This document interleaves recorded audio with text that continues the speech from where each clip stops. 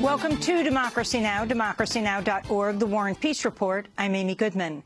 Protests erupted in Athens Wednesday night as the Greek parliament approved harsh new austerity measures in exchange for a third European bailout. Greek Prime Minister Alexis Tsipras won the parliamentary vote by a vote of 229 to 64. But 32 members of his own Syriza party voted against the deal, including former Finance Minister Yanis Varoufakis. Greece's Deputy Finance Minister Nadia Valavani resigned in protest. Before the vote, Tsipras said he was being forced to accept the austerity measures, even though he didn't believe they would benefit the Greek economy. I will admit that the measures we are tabling are harsh, and I don't agree with them. I don't believe they'll help the Greek economy, and I say so openly. But I also say that I must implement them. That is our difference. Meanwhile, tens of thousands of migrants are stranded on the Greek island of Lesbos as the flood of people fleeing to southern Europe from Syria, Afghanistan, and other war-torn regions continues. On Lesbos, the migrants are living in camps lacking basic sanitation and in two small detention centers that are currently at 10 times their capacity. The migrants have decried the conditions. We run from the death to the death. We find death at each step in our way. We ran from the death in our country to find death in the sea, and we ran from the death in the sea to find it here in the camp. The town officials, however, have said that they are unable to address the situation, especially given the country's ongoing financial turmoil. It's as if the international community, the European Union, the Red Cross, the UN have given me a bomb to hold in my hands, and the fuse is burning very slowly, and I am desperately crying for help to blow out the fuse. But they are waiting for the bomb to explode before coming to our aid. President Obama has begun a campaign to defend the Iran nuclear deal ahead of an upcoming congressional vote. On Wednesday, Obama told reporters the deal was the only alternative to a nuclear arms race and more war in the Middle East. With this deal, we have the possibility of peacefully resolving a major threat to regional and international security. Without a deal, we risk even more war in the Middle East, and other countries in the region would feel compelled to pursue their own nuclear programs, threatening a nuclear arms race in the most volatile region in the world. Meanwhile, Israel continues to express opposition to the deal, arguing that a stronger Iran will threaten the region's stability.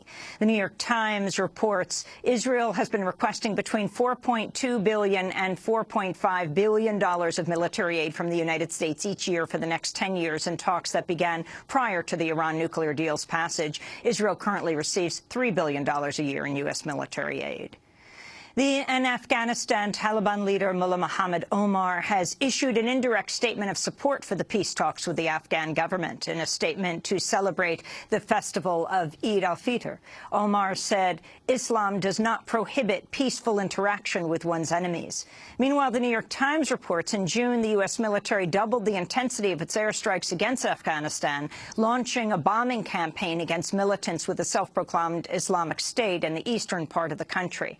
This comes 6 months after the official end of the U.S. combat mission in Afghanistan.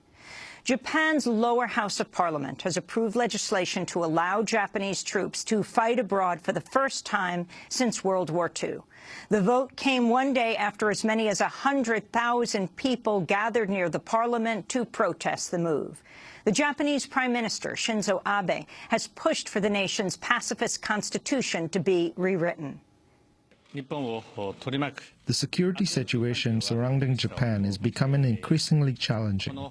With this in mind, it is an absolutely necessary legislation to protect the lives of the Japanese and also to prevent the country from going to war. Many members of the Japanese parliament protested within the parliament as well. Newly published National Security Agency documents leaked by Edward Snowden have revealed Israeli naval commandos were responsible for the mysterious 2008 assassination of a top aide to Syrian President Bashar al-Assad. Mohammed Suleiman was shot and killed by a sniper while he was holding a dinner party at his beachfront home in Tartus, Syria. Details of the assassination were included in a secret NSA document titled Manhunting Timeline, published by The Intercept on Wednesday. Puerto Rico missed a $93.7 million debt payment yesterday as the island's debt crisis worsens. Puerto Rico's governor, Alejandro Garcia Padilla, has repeatedly said the country must renegotiate its debt levels, telling the New York Times last month the island was in a death spiral. Unlike U.S. states, Puerto Rico is not permitted to declare bankruptcy. In other economic news, Bank of America's announced a profit of $5.32 billion for this past quarter, double the profit the bank reported last year during the same time period. This past quarter's profit amounts to about $59 million a day. The Wall Street Journal's reporting the cost of police settlements for killings of misconduct has been soaring.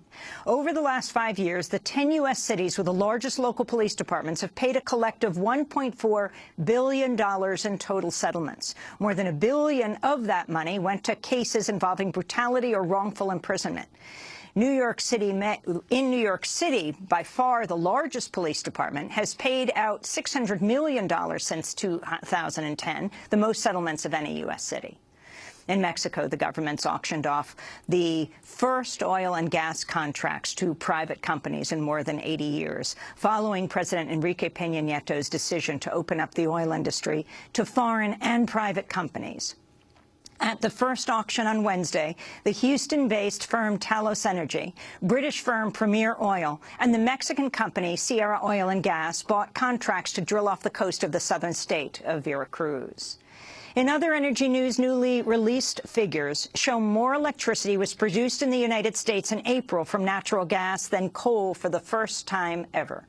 Meanwhile, the Oklahoma Supreme Court has unanimously ruled that state residents can sue oil and gas companies for damage or injury caused by earthquakes which have been linked to fracking. Before the fracking boom, the state had an average of 1 or 2 3.0 magnitude earthquakes a year. Now, according to the U.S. Geological Survey, the state averages 2 earthquakes of that magnitude every single day.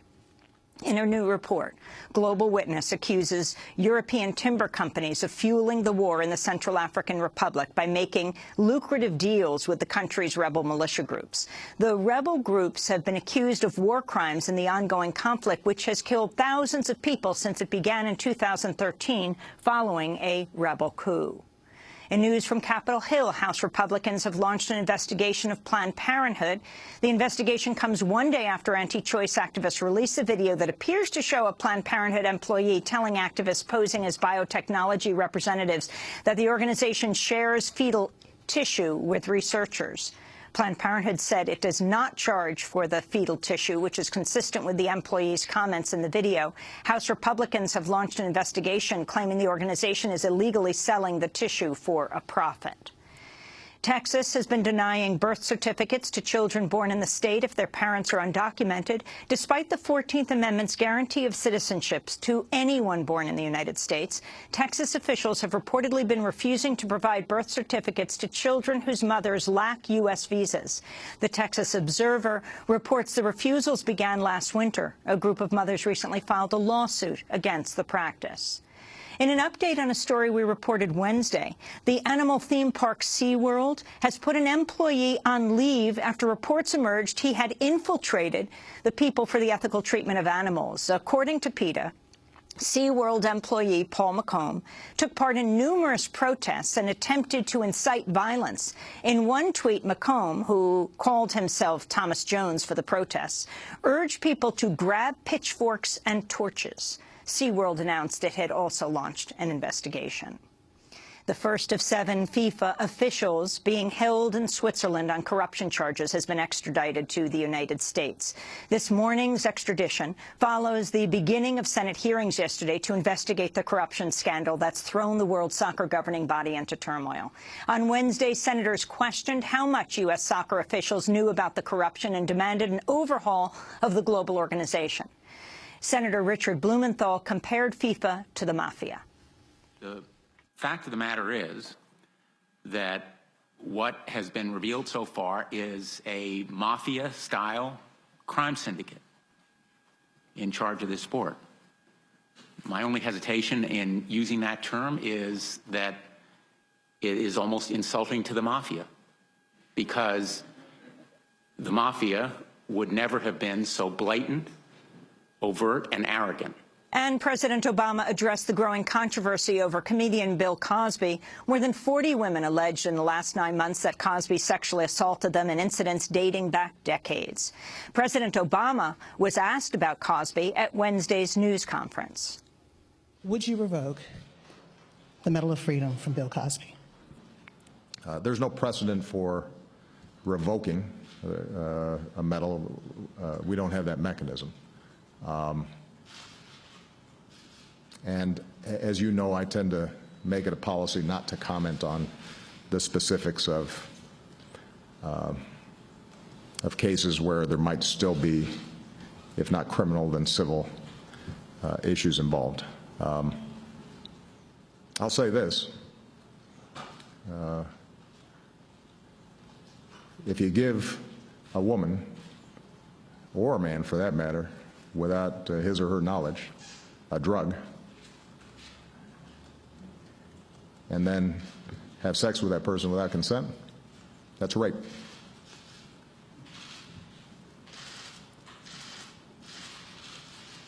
And I think this country, any civilized country, should have no tolerance for rape. President Obama at the news conference on Wednesday answering a question about Bill Cosby. And those are some of the headlines. This is Democracy Now!, democracynow.org, The War and Peace Report. I'm Amy Goodman. And I'm Nermeen Sheikh. Welcome to our listeners and viewers around the country and around the world.